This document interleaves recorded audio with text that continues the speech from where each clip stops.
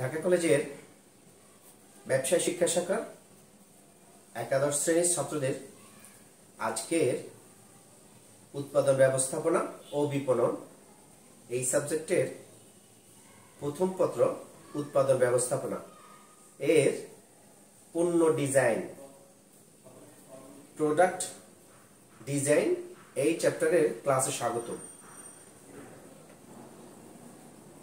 আমরা আজকে product design অথবা পণ্য ডিজাইন এই চ্যাপ্টারের তিনটা কোশ্চেন নিয়ে আলোচনা করব। প্রথমত, এক, পণ্য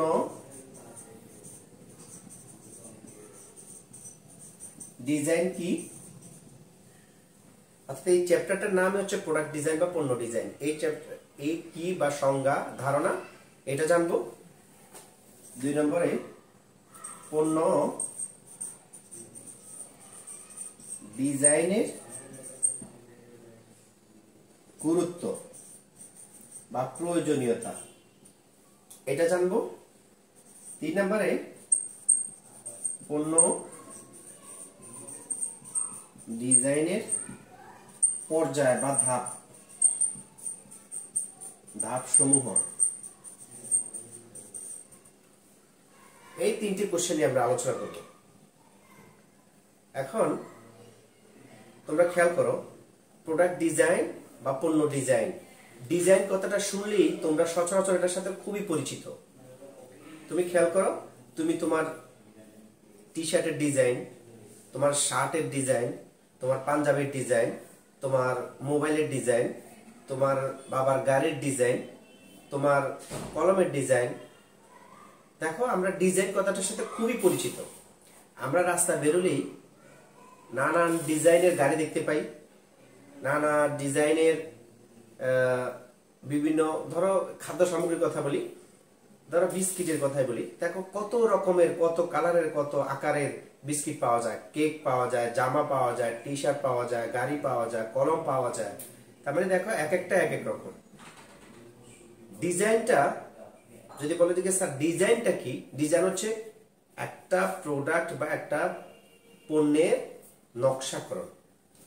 অর্থাৎ তুমি খেয়াল করো, এই যে মার্কারটি, এটি দেখো একটা কালার, এটা একটা ডিজাইন, এটা একটা সাইজ আছে, বা এটার এই যে দেখো এটা এরকম, এটা একটা নকশা বা আকার বা আকৃতি। ডিজাইন হচ্ছে নকশা, আকার, আকৃতি, রূপ, স্টাইল, রং, একে ডিজাইন বলা হয়। এখন দেখো তোমরা, যে আমি বলেছি যে তুমি দেখো, তুমি যদি ক্রিকেটের কথা বলো, ক্রিকেট ওয়ার্ল্ড কাপ যে কাপটা হয়, দেখো 99 সালের যে ক্রিকেট ওয়ার্ল্ড কাপের সাথে যে কাপটা নিয়ে উদযাপন করা হয়, সেটার সাথে বাংলাদেশ আর ইন্ডিয়ার যদি একটা ম্যাচ হয়, সেই কাপে দেখা যায় কি ডিজাইনের বা আকৃতির মিল পাওয়া যায় না, কিন্তু কাপ কিন্তু একই। জেতার পরে ওই কাপটা দেওয়া হয়। এবং ফুটবলের সাথে ক্রিকেটের দেখো এই যে কাপটা দেওয়া হয়, তার একটা ডিজাইন বা মূলত এটা কাপ, এটাও কাপ, ফুটবলেরটাও কিন্তু কাপ দেওয়া হয়, আর ক্রিকেটেরটাও কাপ দেওয়া হয়, কিন্তু দেখো ডিজাইনগত কারণে এক এক বছর এক এক রকম হয়। আবার ধরো ক্রিকেট খেলতে যাবে, এই যে দেখো এখনই ভারত বনাম অস্ট্রেলিয়ার ম্যাচ হচ্ছে, ভারতের যে জার্সিটা, এটা ডিজাইনটা চেঞ্জ করা হয়েছে। আগে যেটা ছিল তার রং চেঞ্জ করা হয়েছে, তার সাইজ চেঞ্জ করা হয়েছে, তার স্টাইল চেঞ্জ করা হয়েছে। তারপরে ডিজাইন হচ্ছে একটি পণ্যের নকশাকরণ, আকার, আকৃতি, রং প্রভৃতিকে ডিজাইন বলা হয়। এখন এই ডিজাইন কেন করা হয়, এটা একটা কথা থেকেই যায় যে সকল পণ্য যদি একই রকম হতো তাহলে হতো না, না হয় না। কারণ মানুষের অথবা ক্রেতা বা ভোক্তা বা গ্রাহকের এক একজনের পছন্দ, রুচি, মান, ধ্যান ধারণা এক এক রকম। এই জন্যে দেখবা, তোমরা যদি রাস্তায় বের হও, কেউ লাল রঙের গাড়ি পছন্দ করে, কিন্তু লাল রঙের সকল আকৃতির, আকার, আয়তনের গাড়ি পছন্দ করে না। আবার কেউ কালো রঙের গাড়ি পছন্দ করে, কেউ আবার যে তোমার সাদা রঙের গাড়ি পছন্দ করে। এই জন্যে ক্রেতা বা ভোক্তার পছন্দ অনুযায়ী, রুচি অনুযায়ী নকশাকরণ, মান নির্ধারণ, রংকরণ ইত্যাদি কার্যকলাপের সমষ্টিকে পণ্য ডিজাইন বলা হয়। এখন এই পণ্য ডিজাইনের মধ্যে খেয়াল করো, প্রোডাক্ট কোয়ালিটি থাকতে পারে, আবার তার বাহ্যিক রূপও থাকতে পারে। এখন ধরো তোমরা প্রায় যখন একদম সকালবেলা ঘুম থেকে ওঠার পর যে টুথপেস্ট প্রয়োজন হয়, দেখবে এক একটা টুথপেস্টের কালার এক এক রকম। পেপসোডেন্ট যে টুথপেস্টটা দেখো, হয়তো দেখা গেল যে কি সাদা টাইপের, হ্যাঁ। আর ক্লোজ আপের যদি টুথপেস্ট দেখো, তার কালার হয় লাল হয় অথবা গ্রিন হয়। দেখো প্রোডাক্টের কালার ভিন্ন, এইটা একটা জিনিস হতে পারে। এর বাহ্যিক আরেকটা দিক আছে, প্রোডাক্টের বাহ্যিক দিক কি, এটা মোড়ক থাকে। মোড়ক যেটা থেকে থাকে বাহ্যিক, তারও এক একটার এক এক রকমের সাইজ বা এক একটা এক এক রকমের কালার, এক এক রকমের ডিজাইন, এক এক রকমের নকশা। এর উপর ডিপেন্ড করে এক একজন, কেউ আছে প্রোডাক্টের রং পছন্দ করে, প্রোডাক্টের কোয়ালিটি পছন্দ করে, কেউ আছে আবার বাহ্যিক যে মোড়কটা ডিজাইনটাও পছন্দ করে, অনেক সময় ক্রয় করে থাকে। এই যে বললাম তোমাকে গাড়ির কথা, গাড়ির রঙের উপর ডিপেন্ড করে একজন গ্রাহক আছে সে লাল রঙের গাড়ি কিনবে না, আরেকজন আছে সে কালো রঙের গাড়ি কিনবে না। এই জন্য গ্রাহকের বা ভোক্তার রুচি পছন্দ অনুযায়ী পণ্যের নকশাকরণ, রংকরণ, মোড়কীকরণকে পণ্য ডিজাইন বলা হয়ে থাকে। আমি আশা করছি তোমাদেরকে কথাটা ক্লিয়ার করতে পেরেছি। পণ্য ডিজাইন হলো পণ্যের নকশাকরণ, অর্থাৎ এটি কেমন হবে। রাস্তায় বের হলে তোমরা গাড়ি দেখো, এক একটা প্রাইভেট কার ঠিক আছে, তবে এক একটার এক এক ধরন, এক এক সাইজ, এক এক আকার আকৃতি। এটা কেন হয়েছে? কারণ ক্রেতা বা ভোক্তার রুচি, অভিরুচি, পছন্দ অনুযায়ী এইভাবে তৈরি করা হয়েছে গাড়ি কোম্পানিগুলো। আবার দেখো কোম্পানি ভ্যারি করে, এক কোম্পানি এক ডিজাইনের এক রঙের গাড়ি তৈরি করে, অন্য কোম্পানি অন্য ডিজাইন বা অন্য রঙের গাড়ি তৈরি করে। এর কারণ হচ্ছে এক এক গ্রাহকের, এক এক ক্রেতার, এক এক ভোক্তার পছন্দ এক এক রকম। এই জন্যে ক্রেতা বা ভোক্তার রুচি অনুযায়ী পণ্যের গুণাগুণ, বৈশিষ্ট্য, কালার, নকশা ইত্যাদি করণকে পণ্য ডিজাইন বলা হয়ে থাকে। তারা আমাদের প্রথম নম্বর কোশ্চেন ছিল কি, পণ্য ডিজাইন কি। এখন যদি এটা যদি জ্ঞানমূলক কোশ্চেন 1 নম্বরের জন্য আসে, পণ্য ডিজাইন কি, তখন তোমাকে জ্ঞানমূলক একদম মুখস্থ বলতে হবে যে পণ্য ডিজাইন হচ্ছে এমন কতগুলো ধারাবাহিক কাজের সমষ্টি যা উৎপাদনকারী প্রতিষ্ঠান কর্তৃক ক্রেতা ভোক্তার রুচি পছন্দ অনুযায়ী পণ্যের আকার, আকৃতি, নকশাকরণ, রংকরণ, মোড়কীকরণ ইত্যাদি কার্যগুলির সমষ্টিকে পণ্য ডিজাইন বলা হয়ে থাকে। এটা হচ্ছে পণ্য ডিজাইনের সংজ্ঞা। এবার আসো আমরা অনেক সময় অনুধাবনমূলক যে খ নাম্বার, সেখানে একটা কোশ্চেন পেয়ে থাকি, পণ্য ডিজাইন কেন প্রয়োজন। তোমাকে 2 নাম্বার ব্যাখ্যা করতে বলবে, অথবা পণ্য ডিজাইনের প্রয়োজনীয়তা ব্যাখ্যা করো। প্রথমটা কিন্তু ছিল জ্ঞানমূলক কোশ্চেন, পণ্য ডিজাইন কি, হোয়াট ইজ প্রোডাক্ট ডিজাইন। তখন যদি এই টাইপের জ্ঞানমূলক কোশ্চেন হয়, তোমাকে সেটা জ্ঞানমূলক বা মুখস্থ যে এইকে পণ্য ডিজাইন বলা হয়ে থাকে। এখন যদি দ্বিতীয় নাম্বার কোশ্চেন যেটা, সেটা হচ্ছে পণ্য ডিজাইনের গুরুত্ব বা এটা কেন করা প্রয়োজন, এটা তোমাকে ব্যাখ্যা করতে বলবে। তো আমরা আসো আজকে পণ্য ডিজাইনের গুরুত্ব। একটা জিনিস কি, যে কোনো উৎপাদনকারী প্রতিষ্ঠানের 2টা মূল উদ্দেশ্য থেকে থাকে, 2টা মূল উদ্দেশ্য। একটা হচ্ছে মুনাফা অর্জন, কারণ মুনাফা অর্জন ব্যতীত কোনো কাজকে, ব্যবসা প্রতিষ্ঠানকে ব্যবসা বলা যায় না। মুনাফা অর্জনের উদ্দেশ্যে যাবতীয় বৈধ অর্থনৈতিক কর্মকাণ্ডকে ব্যবসা বলা হয়ে থাকে। তাহলে পণ্য ডিজাইনের 1 নম্বর উদ্দেশ্য হচ্ছে মুনাফা বৃদ্ধি করা।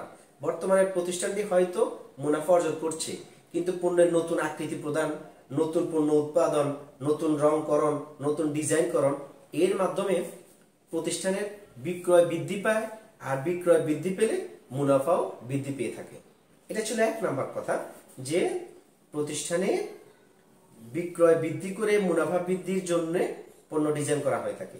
দ্বিতীয় নম্বর কথা হলো যে ক্রেতা সন্তুষ্টি অর্জন করা, অর্থাৎ যে প্রোডাক্টটি গ্রাহক কিনলো, উৎপাদনকারী প্রতিষ্ঠান চায় তার এই প্রোডাক্টটি কিনে ব্যবহার করে ক্রেতা বা ভোক্তা যাতে সন্তুষ্টি অর্জন করতে পারে। কারণ শুধুমাত্র মুনাফা অর্জন করেই একটি প্রতিষ্ঠান টিকে থাকতে পারে না। প্রতিযোগিতামূলক এই বাজারে যে কোনো ব্যবসা প্রতিষ্ঠানকে ক্রেতা বা ভোক্তাকে সন্তুষ্ট করেই মুনাফা অর্জন করতে হয়, নচেত এই বৃহদায়তন উৎপাদনের এই যুগে প্রতিযোগিতামূলক বিশ্বের সাথে তাল মিলিয়ে দীর্ঘমেয়াদী প্রতিষ্ঠান বাজারে টিকে থাকতে পারে না। এ কারণে উৎপাদনকারী প্রতিষ্ঠানকে সবসময় শুধুমাত্র মুনাফা বৃদ্ধি বা মুনাফা অর্জনের দিকে তাকালেই হয় না। ক্রেতা বা ভোক্তার সন্তুষ্টি, ক্রেতা ভ্যালু তৈরি করে দীর্ঘমেয়াদী মুনাফা অর্জনের লক্ষ্য অর্জন করাই হচ্ছে একটি প্রতিষ্ঠানের পণ্য ডিজাইনের মূল উদ্দেশ্য। এছাড়াও পণ্য ডিজাইনের যদি আমরা যদি মোটা দাগে কয়েকটি কারণ যদি ব্যাখ্যা করি, তার প্রথম নাম্বার বলেছি কি, প্রথম নাম্বার বলেছি বিক্রয় বৃদ্ধি, অর্থাৎ নতুন নতুন পণ্যকে নতুন ডিজাইনকরণ, নতুন রংকরণ, নতুন নকশাকরণ অথবা নতুন মোড়কীকরণ। এর ফলে ক্রেতা বা বিক্রেতারা নতুন যে মোড়ককৃত পণ্যটি, নতুন কোয়ালিটির পণ্যটি, নতুন রঙের পণ্যটির দিকে আকর্ষণ বৃদ্ধি পায়, ফলে পণ্যটির বিক্রয় বৃদ্ধি পায়। তাহলে বিক্রয় বৃদ্ধি হলো একটি অন্যতম প্রধান উদ্দেশ্য পণ্য ডিজাইনকরণের। দ্বিতীয় নাম্বার হলো পণ্য ডিজাইনের উদ্দেশ্য অর্জন। ওই যে বললাম উদ্দেশ্য অর্জন, একটি প্রতিষ্ঠানের মূল উদ্দেশ্য কি, মুনাফা বৃদ্ধি করা। এই পণ্য ডিজাইনের ফলে ক্রেতা বা ভোক্তারা পণ্যের প্রতি নতুনভাবে আকৃষ্ট হয় এবং পণ্যটি ক্রয় করে, ফলে প্রতিষ্ঠানের যে মূল লক্ষ্য বা উদ্দেশ্য মুনাফা অর্জন সেটি অর্জিত হয়। এরপরে বলেছে উৎপাদন ব্যয় হ্রাস। অনেক ক্ষেত্রে দেখা যায় কি, নতুন পণ্য ডিজাইনকরণের ফলে পণ্যের আকার আকৃতি, প্রযুক্তি, যন্ত্রপাতি পরিবর্তনের ফলে উৎপাদনের পরিমাণ বৃদ্ধি পায়। উৎপাদনের পরিমাণ বৃদ্ধি পাওয়ার সাথে সাথে উৎপাদনের ব্যয় পরিমাণ হ্রাস পায়, ফলে প্রতিষ্ঠানের উৎপাদন ব্যয় হ্রাস পায় পণ্য ডিজাইনের ফলে। কারণ পণ্য ডিজাইনের মাধ্যমে নতুন প্রযুক্তি, নতুন যন্ত্রপাতি সংযোজিত হয় বিধায় একক প্রতি উৎপাদন ব্যয় হ্রাস পায়। এরপর হচ্ছে নতুন পণ্য উদ্ভাবন, অর্থাৎ পণ্য ডিজাইনের অন্যতম একটা উদ্দেশ্য বা গুরুত্ব হলো পণ্য ডিজাইনের মাধ্যমে নতুন নতুন পণ্য বাজারে এসে থাকে। অর্থাৎ আমরা যদি বলে থাকি যে নতুন প্রযুক্তি, নতুন যন্ত্রপাতি আসার ফলে বাজারে দেখো বিভিন্ন প্রকারের নতুন নতুন পণ্য বাজারে আসে, এর কারণ হচ্ছে পণ্য ডিজাইন। অর্থাৎ আমি তোমাকে যদি বোঝানোর জন্য বলি, দেখা যায় কি তোমরা লাক্স সাবানের অ্যাডভার্টাইজমেন্ট টিভিতে দেখতে পাও, কয়েকদিন পরেই বলে যে কি নতুন মোড়কে আকর্ষণীয় ভাবে নতুন লাক্স। তার মানে কি লাক্স আগের কোম্পানিটাই রয়েছে, লাক্স সাবানটাও রয়েছে, জাস্ট হয়তো তারা লাক্স কিনে নতুন একটি ফ্লেভারে অথবা নতুন একটি সিস্টেম কনসার্ন প্রতিষ্ঠান নতুন একটি পণ্য নিয়ে বাজারে হাজির হয়। অর্থাৎ যেটা আগে ছিল না সেটাকে নতুন করে, এই যে এখন ইদানিং টিভিতে একটা অ্যাড আমরা পেয়ে থাকি ফেয়ার অ্যান্ড লাভলি সাবান, অর্থাৎ ফেয়ার অ্যান্ড লাভলি কোম্পানিটাই রয়েছে বাজারে, ফেয়ার অ্যান্ড লাভলিতে তারা ক্রিম তৈরি করে, কিন্তু তারা নতুন পণ্য, নতুন ডিজাইন, নতুন আকার আকৃতি, নতুন একটি পণ্য নিয়ে আসলো, ফেয়ার অ্যান্ড লাভলি সাবান তারা বাজারে নিয়ে আসলো। তার পণ্য ডিজাইনের অন্যতম একটি গুরুত্ব বা প্রয়োজনীয়তা রয়েছে, এই কারণে যে এর ফলে নতুন নতুন পণ্য বাজারে পাওয়া যায়। এরপরে বলেছে কি ক্রেতার সন্তুষ্টি অর্জন। ক্রেতার সন্তুষ্টি অর্জন এই কথাটি, এই পয়েন্টে আমি অলরেডি বলেছি যে পণ্য নতুন নকশাকরণ, নতুন ডিজাইনকরণ, নতুন আকৃতি প্রদান, রং, মোড়কীকরণের উন্নতকরণের ফলে ক্রেতারা প্রোডাক্টটি ব্যবহার করে সন্তুষ্ট হয়। পরে দেখা যায় কি এই যে বর্তমান গ্রাহক স্থায়ী গ্রাহকে তৈরি হয়। তাহলে বর্তমান গ্রাহক স্থায়ী গ্রাহকে তৈরি হয় কি কারণে, ক্রেতার সন্তুষ্টি অর্জনের মাধ্যমে। তারপরে বলেছে তারপর বলছে একঘেয়েমি দূরীকরণ। এটি একটি গুরুত্বপূর্ণ পয়েন্ট, যে একটি প্রোডাক্ট দেখা যায় কি, ওই যে আমি লাক্সের কথা বলেছি, যে লাক্স কোম্পানি দেখবা কয়েকদিন পর পরই দেখা যায় কি বলে যে কি নতুন লাক্স বা নতুন দেখা যায় কি তারা একটু ওটার যে ইয়েটা সাবানের যে নকশাটা একটু নকশা চেঞ্জ করে একটা অ্যাড দেয়, অথবা একটু রংটা চেঞ্জ করে, অথবা ফ্লেভারটা চেঞ্জ করে বলে যে নতুন আঙ্গিকে লাক্স। নতুন আঙ্গিক মানে লাক্সই রয়েছে, হয়তো গ্রাহকদের অথবা ক্রেতাদের অথবা ভোক্তাদের যারা ব্যবহারকারী তাদের একঘেয়েমি দূর করার জন্য তারা হয়তো ফ্লেভারটা চেঞ্জ করে। ফ্লেভারটা চেঞ্জ হলে হয় কি গ্রাহক এই যে একঘেয়েমিটা তার দূর হয়, যে এই লাক্স ব্যবহার করছে অনেকদিন, এই জিনিসটা তার দূর হয়। অথবা নতুন একটা মোড়ক দিলে নতুন একটা যে প্যাকেটটাও চেঞ্জ করতে পারে, তাতে তার প্যাকেটে দেখার যে একঘেয়েমিটা সেটা দূরকরণ হয়ে থাকে। এরপর হচ্ছে জীবনযাত্রার মান উন্নয়ন। জীবনযাত্রার মান উন্নয়ন বলতে মানুষের যে জীবন ধারণ তার মানটা সবসময় উন্নত হয়ে থাকে। এখন দেখো নতুন নতুন প্রোডাক্ট, নতুন নতুন পণ্য বাজারে আসার ফলে মানুষের জীবনযাত্রার মান বৃদ্ধি পেয়েছে। আমি যদি এটা মানে প্র্যাকটিক্যালি বুঝাতে বলি, এই যে আজকে আমরা মোবাইলে ক্লাসটা নিচ্ছি, এটা আজ থেকে 20 বছর আগে সম্ভব ছিল না। এর সম্ভব হলো কেন, এই যে তোমার নতুন নতুন ডিজাইনের এই মোবাইল বাজারে কোম্পানিগুলো নিয়ে আসার ফলে মানুষের মধ্যে মোবাইলের ব্যবহার বৃদ্ধি পেয়েছে এবং এর ফলে মানুষের জীবনযাত্রার মানও বৃদ্ধি পেয়েছে। এখন যদি বলো এতে মোবাইলের কারণে জীবনযাত্রার মান কিভাবে বৃদ্ধি পেয়েছে, ধরো আগে যে ক্লাসটা তুমি সরাসরি নিতে হতো, এখন তুমি সেটা মোবাইলের মাধ্যমে দেখতে পাচ্ছ। অথবা তোমাদের যোগাযোগের ক্ষেত্রে আগে তোমাকে সরাসরি যেখানে যেতে হতো সেখানে যেতে হচ্ছে না। অথবা যে কোনো একটি প্রোডাক্টের সম্পর্কে তুমি ইনফরমেশন জানার প্রয়োজন রয়েছে, তুমি আগে সেখানে যেতে হচ্ছে না, দেখতে হচ্ছে না, তুমি ইন্টারনেটে সার্চ দিলেই সেটা সাথে সাথে দেখতে পাচ্ছ। তুমি ইন্টারনেটে অর্ডার করলেই তুমি একটা প্রোডাক্ট পেয়ে যাচ্ছ, ইন্টারনেট অর্ডার করলেই তুমি তোমার খাবারটা তোমার বাসায় চলে আসছে, এই যে ফুড পান্ডা। তার মানে কি, নতুন নতুন প্রোডাক্ট, নতুন নতুন পণ্য বাজারে আগমনের ফলে অথবা ডিজাইনের ফলে অথবা উৎপাদনের ফলে মানুষের জীবনযাত্রার মান বৃদ্ধি পায়। এরপর হচ্ছে কর্মসংস্থান সৃষ্টি।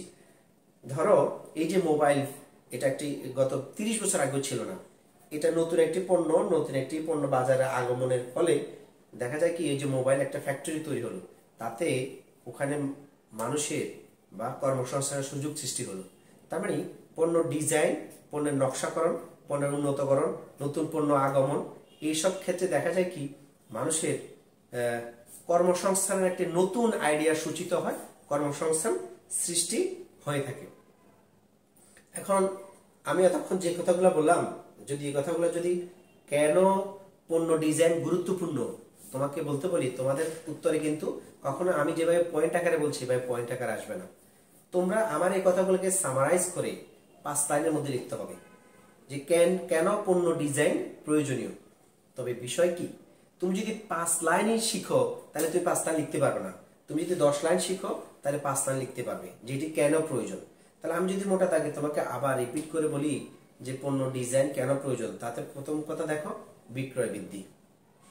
যে নতুন পণ্যের নতুন আবিষ্কার, পণ্য উন্নয়ন, পণ্যের ডিজাইনকরণ, নকশাকরণ, রংকরণ, মোড়কীকরণের ফলে ক্রেতাদের মধ্যে পণ্যের চাহিদা বৃদ্ধি পায়, ফলে প্রতিষ্ঠানে বিক্রয় বৃদ্ধি পায়। তাহলে বিক্রয় বৃদ্ধি এক নাম্বার হতে পারে। 2 নাম্বার বলেছি বিক্রয় বৃদ্ধি হলেই মুনাফা বৃদ্ধি হয়। তারপরে ক্রেতার সন্তুষ্টি অর্জিত হয়, ক্রেতারা সন্তুষ্ট হয়, নতুন প্রোডাক্ট নতুন ডিজাইন পেয়ে তারা সন্তুষ্ট হয়ে স্থায়ী গ্রাহকে তৈরি হয়।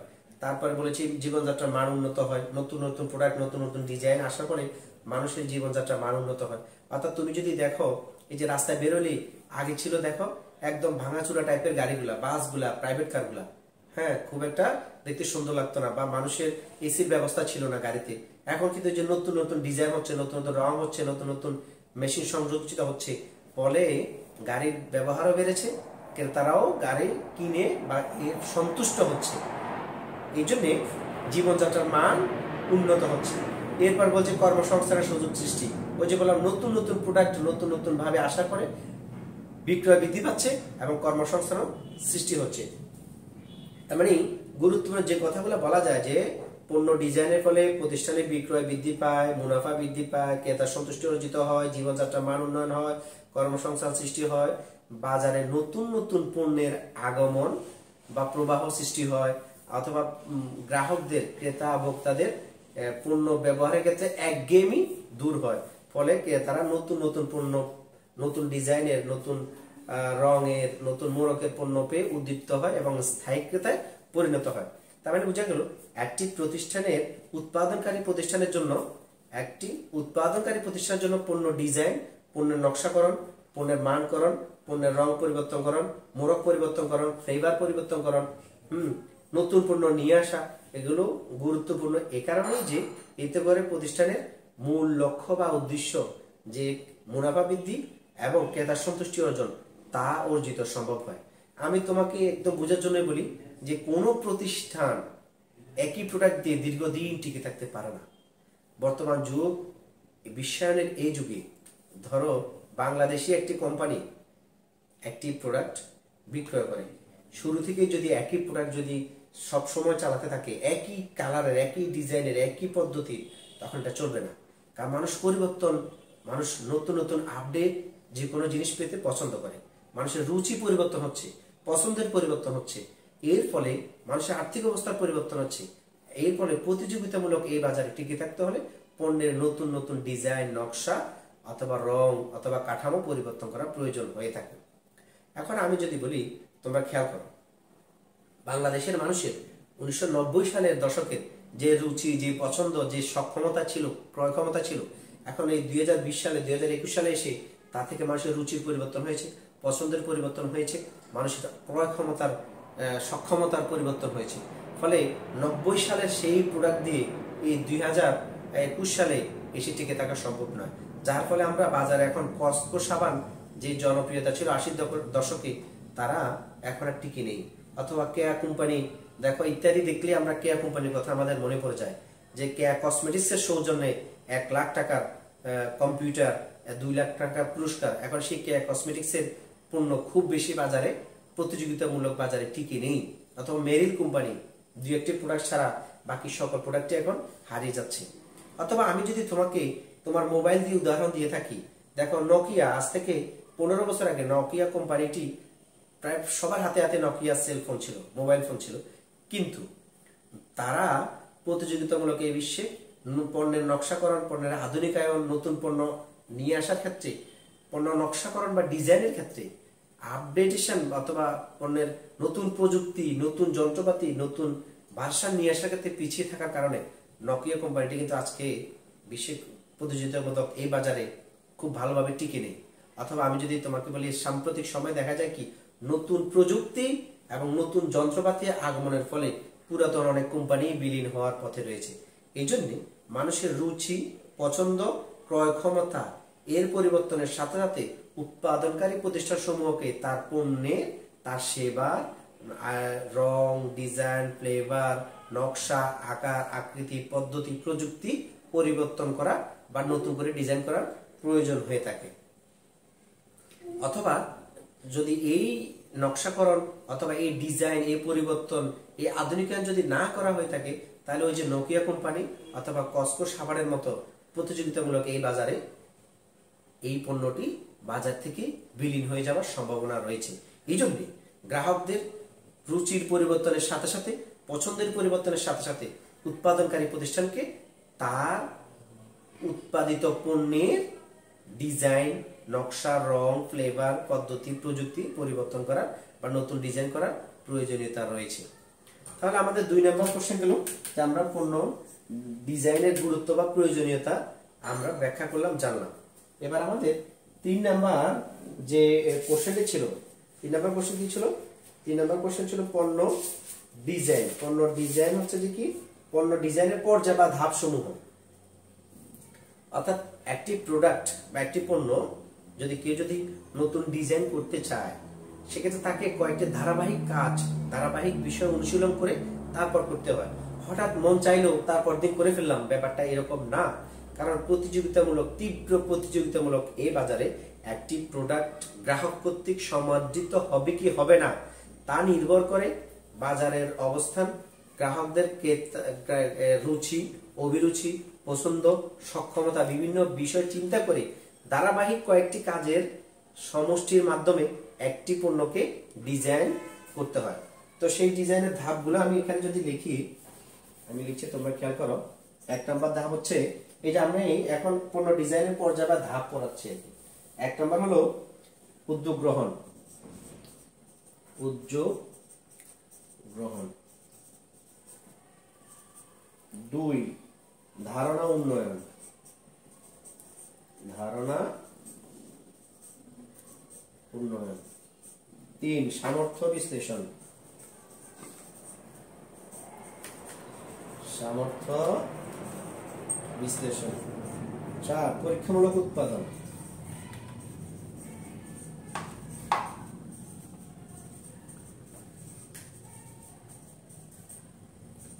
5 চূড়ান্ত উৎপাদন।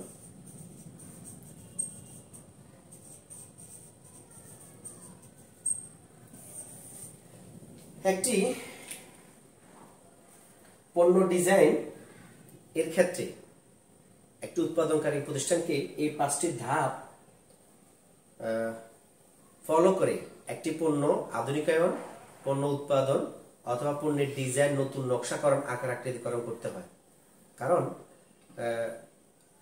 বাজারের অনেকগুলো বিষয় পণ্য উন্নয়নের সাথে, পণ্যের নতুন ডিজাইনের সাথে, পণ্য ডিজাইনের সাথে জড়িত রয়েছে। তো এই যে পণ্য ডিজাইনের পর্যায়গুলো আমি যদি ধারাবাহিকভাবে তোমাকে একটু যদি খুব সংক্ষিপ্ত সময় বুঝাই, প্রথম হচ্ছে উদ্যোগ গ্রহণ। যে কোনো একটি প্রোডাক্ট বিদ্যমান বাজারে রয়েছে, অথবা তোমার ধরো লাক্স কোম্পানির সাবানের কথাই বলি, লাক্স যে সাবান, সেটি বর্তমানে অবশ্যই বাজারে একটি রয়েছে। এখন তারা যদি চায় যে আমরা নতুন পণ্যের নতুন ডিজাইন করব, অর্থাৎ তারা হয় ফ্লেভার চেঞ্জ করা, নয় রং চেঞ্জ করা, না মোড়ক চেঞ্জ করা, ঠিক আছে, কোনো একটা কিছু, অথবা তার নকশা চেঞ্জ করা। সাবানের নকশা, সাইজ বড় করা, সাইজ ছোট করা, সাইজে দেখবে উপরে একটা ফুলের সুন্দর ছাপ দেয়া আছে, সেটা দেয়া, যাই করো প্রথম উদ্যোগ গ্রহণ করতে হয়। এটাকে বলা হয় উদ্যোগ গ্রহণ পর্যায়ে। এই উদ্যোগ বা ইনিশিয়েটিভ স্টেজে একজন প্রোডাকশন ম্যানেজারকে অথবা মার্কেটিং ম্যানেজারকে এই নতুন আইডিয়া বা ধারণা মাথায় নিয়ে আসতে হয় যে আমরা এই যে আমাদের এই প্রোডাক্টটির সাবানের এই চেঞ্জ নিয়ে আসতে চাই। এটাকে বলা হয় উদ্যোগ গ্রহণ পর্যায়ে। এটা খুব বেশি এক্সপেনশন, খুব বেশি এক্সপেরিমেন্টাল নয়। তারপর হচ্ছে ধারণা উন্নয়ন। এখন এই যে এই পণ্য ডিজাইনের ক্ষেত্রে তারপরটা হচ্ছে ধারণা উন্নয়ন। ধারণা উন্নয়ন কি? আমরা কি নতুন একটি প্রোডাক্ট বাজারে নিয়ে আসবো? অনেকগুলো ধারণা থাকতে পারে, ধরো 5 জনে 5টা ধারণা দিল। আমরা কি নতুন একটি সাবান, নতুন একটি সিস্টেম কনসার্ন নিয়ে আসবো, অর্থাৎ নতুন একটি সাবান নিয়ে আসবো, নাকি আমরা তার রং চেঞ্জ করবো, বিদ্যমান সাবানের রং চেঞ্জ করবো, নাকি ফ্লেভার চেঞ্জ করবো, নাকি আকার আকৃতি চেঞ্জ করবো, নাকি মোড়ক চেঞ্জ করবো? দেখো 5টা অপশন এখানে। এই যে ধারণা উন্নয়ন বলতে অনেকগুলো ধারণা থাকবে, এই ধারণার মধ্যে সর্বোত্তম ধারণাটি যাচাই বাছাই বা গ্রহণ করা হয় এই পর্যায়ে। প্রথম কথা হচ্ছে প্রথমটা উদ্যোগ গ্রহণ করা, যে আমরা আমাদের এই সাবানের নতুন ডিজাইনকরণ করব, এটা উদ্যোগ। দ্বিতীয় নাম্বারে হলো গিয়া তারপরে গিয়ে ধারণা উন্নয়ন। ধারণা উন্নয়নে গিয়ে কি করে? ধারণা উন্নয়নে গিয়ে উৎপাদনকারী প্রতিষ্ঠান তারা অনেকগুলো বিকল্প থেকে, অনেকগুলো ধারণা থেকে ক্রিয়েট করে এবং সেই ধারণা থেকে সর্বোত্তম ধারণা সিলেক্ট করে। সর্বোত্তম ধারণা যে বললাম, নতুন সাবান তৈরি করা, সাবানের রং পরিবর্তন করা, ফ্লেভার পরিবর্তন করা, আকার আকৃতি পরিবর্তন করা, অথবা মোড়ক পরিবর্তন করা। এই 5টা ধারণা থেকে, আমি বোঝার জন্য 5টি বললাম, ধারণা থেকে সর্বোত্তম ধারণাটি তারা উন্নয়ন বা গ্রহণ করে থাকে। এরপর হচ্ছে সামর্থ্য বিশ্লেষণ। এখন বুঝতে হবে যে আমরা আমরা নতুন একটি সাবান তৈরি করব, ধারণা উন্নয়ন হলো। এখন দেখতে হবে যে কি আমাদের নতুন সাবান উৎপাদনের মতো আর্থিক সামর্থ্য, কাঁচামালের সামর্থ্য, প্রযুক্তিগত সামর্থ্য প্রত্যেকটি প্রতিষ্ঠান রয়েছে কিনা। কারণ মূলধনের সমস্যা থাকতে পারে। নতুন একটি প্রোডাক্ট উৎপাদন করতে গেলে অর্থের প্রয়োজন হয়, মূলধনের প্রয়োজন হয়, আবার প্রযুক্তিরও প্রয়োজন হয়। নতুন প্রযুক্তি, নতুন যন্ত্রপাতি আছে কিনা, অথবা সেই দক্ষ জনশক্তি, মানব সম্পদ আছে কিনা, তাও দেখতে হয়। তার মানে একটি প্রতিষ্ঠানের মানব সম্পদের সামর্থ্য, আর্থিক সামর্থ্য, প্রযুক্তির সামর্থ্য এবং যাদের কাছে পণ্যটি বিক্রয় করা হবে সে ক্রেতা ভোক্তার সামাজিক অর্থনৈতিক সামর্থ্য বিচার বিশ্লেষণ করতে হয়। তাহলে এই 3 নম্বর হলো সামর্থ্য বিশ্লেষণ করা, তাকে ব্যাখ্যা করা। তারপরে হচ্ছে পরীক্ষামূলক উৎপাদন। পরীক্ষামূলক উৎপাদনে ধরো যাচাই বাছাই করে দেখা গেল যে কি এই সামর্থ্য রয়েছে এই প্রতিষ্ঠানে। তারপরে পরীক্ষামূলক এক্সপেরিমেন্টাল প্রোডাকশন বলা হয় কি, অর্থাৎ এই প্রোডাক্টের এক্সপেরিমেন্টাল প্রোডাকশন করে, অর্থাৎ প্রথমেই একদম প্রোডাক্টটি প্রডিউস হাজার হাজার একক করলে হবে না। আগে দেখতে হবে যে কি পরীক্ষামূলক 100 পিস অথবা 200 পিস করে দেখতে হবে যে কি আমাদের তৈরিকৃত নতুন প্রোডাক্টটি ক্রেতা বা ভোক্তা কি হিসাবে নিচ্ছে। এটা কি তারা পজিটিভলি নিচ্ছে, তাদের সাড়া কেমন। এই জন্য পরীক্ষামূলক উৎপাদন করা হয়, অর্থাৎ পরীক্ষা করে দেখা হয় যে ক্রেতা স্যাম্পল দেওয়া হয়, নমুনা দিয়ে ক্রেতাদের বা ভোক্তাদের থেকে তাদের ফিডব্যাক কি, ক্রেতা ভোক্তার ফিডব্যাক কি সেটা গ্রহণ করে তারপরে সেটা চূড়ান্ত উৎপাদনের পর্যায়ে নিয়ে যাওয়া হয়। অর্থাৎ যদি প্রথম উদ্যোগ গ্রহণ করলো, অনেকগুলো ধারণা থেকে সর্বোত্তম ধারণাটি নির্বাচন করা হলো, তারপরে সামর্থ্য বিশ্লেষণ করা হলো, তারপর পরীক্ষামূলক একটা এক্সপেরিমেন্টাল প্রোডাকশনে গেল।